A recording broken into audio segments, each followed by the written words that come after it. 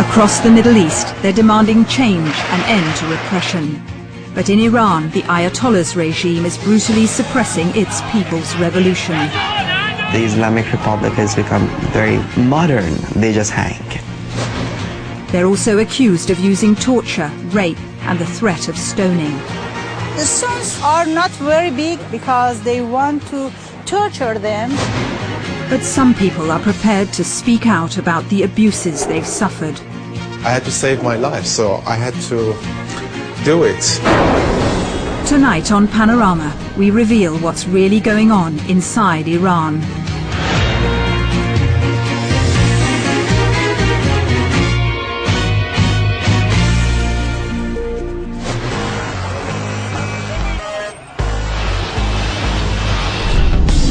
Government forces roam the streets of Iran's cities, looking for any sign of dissent. No one dares film them openly. Iran is key to what happens in the Middle East, with its nuclear ambitions and support for radical Islamist groups across the region. Protesters here have tried to spark a revolution, like in Egypt and Libya. The Iranian regimes praised those uprisings, but cracked down harshly at home. For 2 years now, Ayatollah Khamenei, the real power behind the president, has been prepared to use brutality against anyone who dares to protest.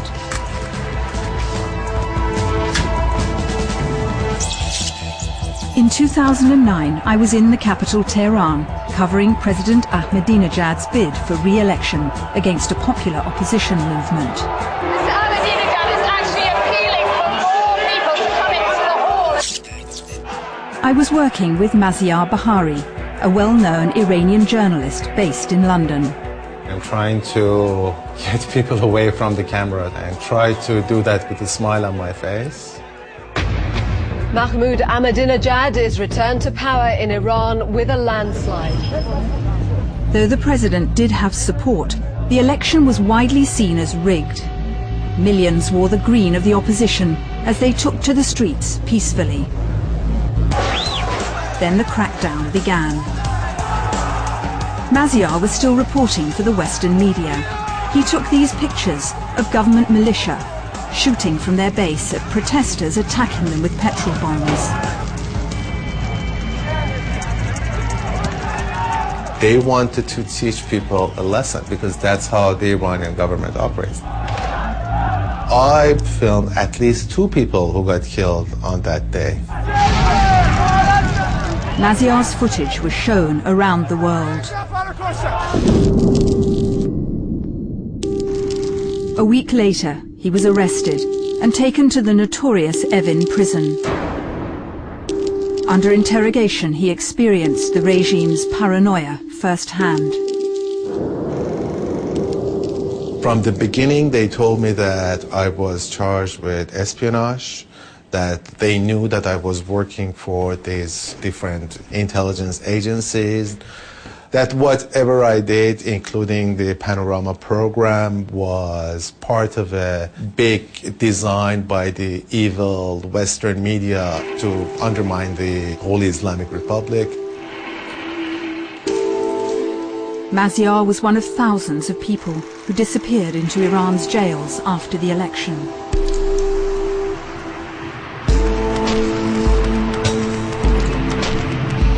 I couldn't go to Iran this time to find out what's been happening. The authorities won't give BBC journalists visas. No one from the Iranian government was prepared to talk to us. The Iranian embassy in London didn't even acknowledge our letters, and our phone calls went unanswered.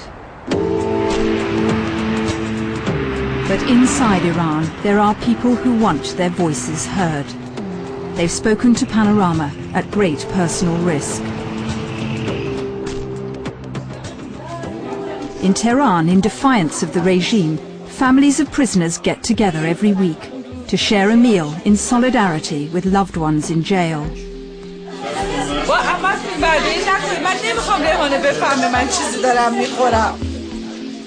These gatherings have never been seen before. People are under intense pressure not to talk to the media. یه جوون دانشجو بود، اینا توی یکی از این حمله‌هایی که بهشون داشتن مادرش سکته میکنه. مادرش سکته میکنه 3 روز بعد فوت میکنه. Masa Amrabadi is a journalist. Her husband Masood has been held in Evin prison for nearly 2 years now. Suddenly, Masa's phone goes. Hello, salam. Salam, خوبی؟ It's a rare call from her husband in Evin jail. Masood is a journalist, sentenced to 6 years for sedition against the Islamic State. Masa herself was imprisoned for a while. Their crime? Working for a website, calling for reform, not revolution. We didn't want to have a president who was a liar and a joke all around the world. We wanted simple reforms, that's all. But they can't even tolerate that anymore. I'm really sorry for our generation. We're just being wasted. Now Masa campaigns for the release of her husband using Facebook. The government regularly blocks it, but people find a way to communicate. We regard all political prisoners as one big family. We are all in this together. The government tries to separate us through intimidation, but they'll never stop us getting together and helping each other. The regime's backlash against the media has meant that few accounts of the repression make it out of Iran. But one case has, shocking the world and becoming a symbol of the treatment of women in Iran. Sakina Ashtiani, sentenced to stoning for allegedly helping her lover murder her husband. She was made to confess on TV.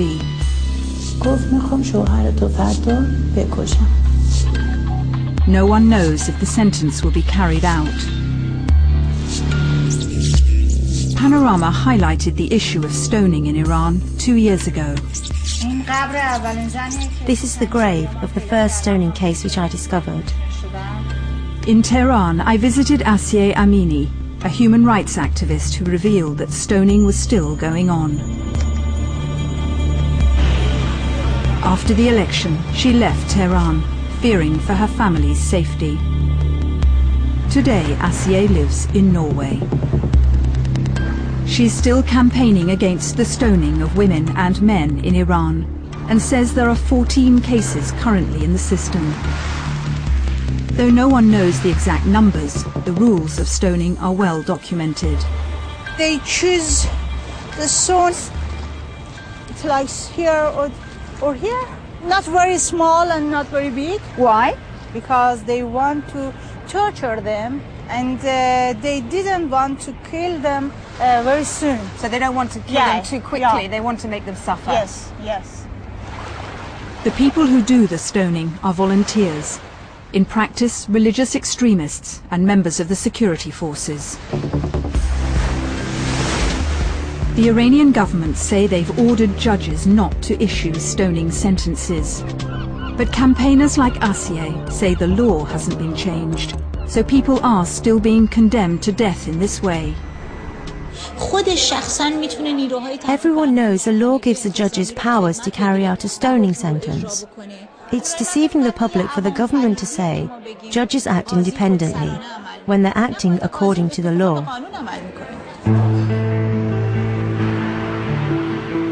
Before Asiye left Iran, she filmed a woman who had a stoning sentence hanging over her for 13 years. Parvin tells her story of an abusive marriage and murder for the first time on Panorama. There was no love between me and my husband. No kindness, nothing. Parvin says her husband took her into Tehran and forced her into prostitution. She had to support his drug habit and their 3 children. He often turned violent. He beat me really harshly. My sides were bruised. My skin was purple. Then one of her clients fell in love with Parvin and offered to help her by killing her husband in an alleyway.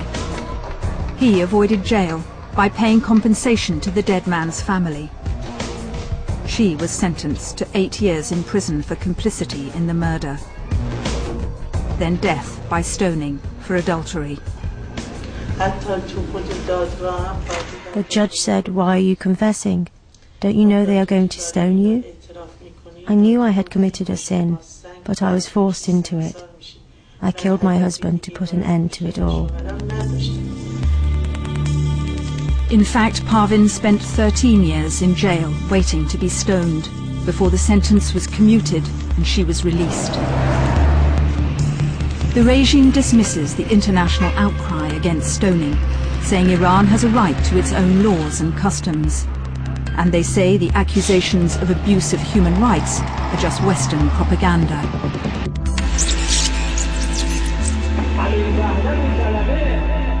It's the Revolutionary Guard which is accused of much of the brutality. We'd filmed this elite force, the Ayatollah's private army, in 2009. They told me that they were following us all the way through and they knew everything about it.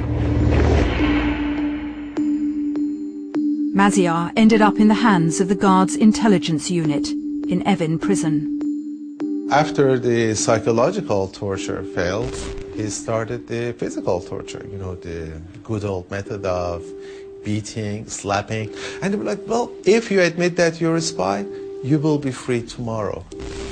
And that continued for about 1 month or so, that beatings and, you know, and they just, it was almost on a daily basis. Maziar spent 107 days in solitary confinement. There were many surreal moments with his interrogator. I remember once he was squeezing my ear. It was like as if he was just squeezing a lemon. And then he was talking on his phone with his wife really lovingly, like, you know, oh, I'm so sorry I cannot come home. And I was like, oh my God, I'm just hurting. And he was saying, shut up, I'm talking to my wife on the phone. I was like, okay. Maziar's arrest was all part of the government's crackdown on lawyers, journalists and student activists.